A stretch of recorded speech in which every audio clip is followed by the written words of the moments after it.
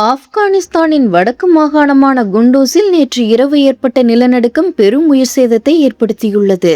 இரவு 10 மணியளவில் மக்கள் உறங்கிக் கொண்டிருந்த நேரத்தில் இந்த இயற்கை சீற்றம் நிகழ்ந்துள்ளது. ஆப்கானிஸ்தானின் இந்து குஷ் மலைத்தொடர் பகுதியில் ரிக்டர் அளவுகோலில் 5.8 இந்த நிலநடுக்கம் பதிவாகியுள்ளது. நிலநடுக்கத்தின் அதிர்வுகள் ஆப்கானிஸ்தான் மட்டுமல்லாமல் பாகிஸ்தான் மற்றும் இந்தியாவின் வட மாநிலங்களிலும் உணரப்பட்டன. நிலநடுக்கம் ஏற்பட்ட சில வினாடிகளிலேயே குண்டூஸ் மாகாணத்தில் பல வீடுகள் மற்றும் பழைய கட்டிடங்கள் இடிந்து தரைமட்டமாகின.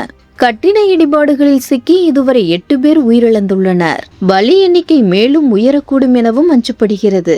நூற்றுக்கணக்கானோர் காயமடைந்து உள்ளூர் மருத்துவமனைகளில் அனுமதிக்கப்பட்டுள்ளனர். பலரது நிலைமை கவலைக்கிடமாக இருப்பதாக மருத்துவமனை வட்டாரங்கள் தெரிவித்துள்ளது.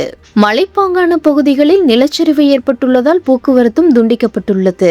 தொலைத்தொடர்பு வசதிகளும் பல இடங்களில் பாதிக்கப்பட்டுள்ளது. ஆப்கானிஸ்தான் பேரிடர் மேலாண்மை துறை மற்றும் ராணுவத்தினர் இணைந்து மீட்பு பணிகளில் ஈடுபட்டுள்ளனர். இடிபாடுகளுக்குள் சிக்கியவர்களை மீட்கும் பணி போர்க்கால அடிப்படையில் நடைபெற்று வருகிறது.